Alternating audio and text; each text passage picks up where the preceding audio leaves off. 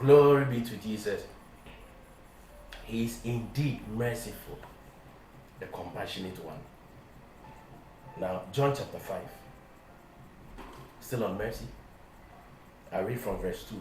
Now there is in Jerusalem by the pool, by the sheep gate, a pool, which is called in Hebrew Bethesda, having 5 porches. In this lay a great multitude of sick people, blind, lame, paralyzed, waiting for the moving of the water. Waiting for the moving of the water. Why? For an angel went down at a certain time into the pool and stirred up the water.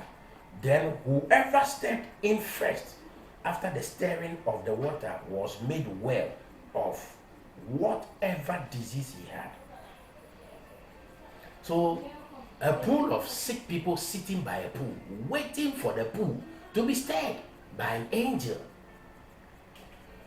And they were the pool called Bethesda. Now, Bethesda means house of mercy. Now, you could be sitting in the house of mercy under a grace carrier, in a church, in a ministry, and still not have mercy working in your life. Why? How do I know this? Now a certain man, verse 5, was there who had an infirmity 38 years. When Jesus saw him lying there and knew that he had already been in that condition a long time, he said to him, "Do you want to be made well?" Blank check. What is what the man said? Verse 7. The sick man answered, said, "I have no man to put me into the pool when the water is stirred up. But while I am coming, another steps down before me." Jesus answered, said to him, "Rise up, take up your mat, bed, and walk." And immediately the man was made well, took up his bed and walked.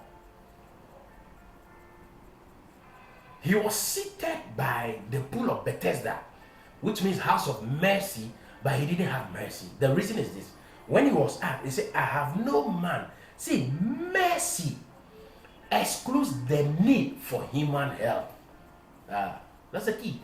So you could be sitting close to mercy and not have mercy because you are not looking at mercy. You are still looking at the help from a man to dilute the mercy. If you would need help coming to you, it is still mercy that must connect you to the help. You don't look at the help.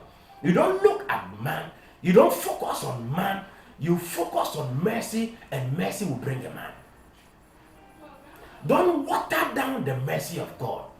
You may be seated close to mercy and not have mercy because you are waiting for human help.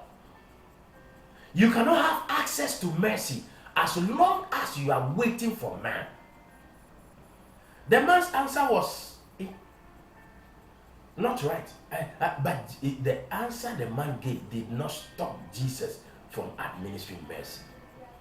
And the man was too far from the pool. He couldn't get there 38 years, but Jesus gave him a personal visitation. I pray for you. Where you cannot reach your healing, the mercy of God will visit your home personally. May Christ reveal himself to you personally. He said, "I have no man." Jesus said, "I don't need a man to move. Rise up, take up your mat and walk." And immediately, something that didn't happen for 38 years, when mercy showed up, he didn't even need the house of mercy because he was not looking at the house. Jesus was not looking at that. He is the author and finisher of our faith. Don't sit by mercy and not have access to mercy because you are seeking human intervention. I pray for you that this understanding alone will illuminate your spirit, and that illumination will release grace into your life. This is Pastor Edem Adom, and God bless you.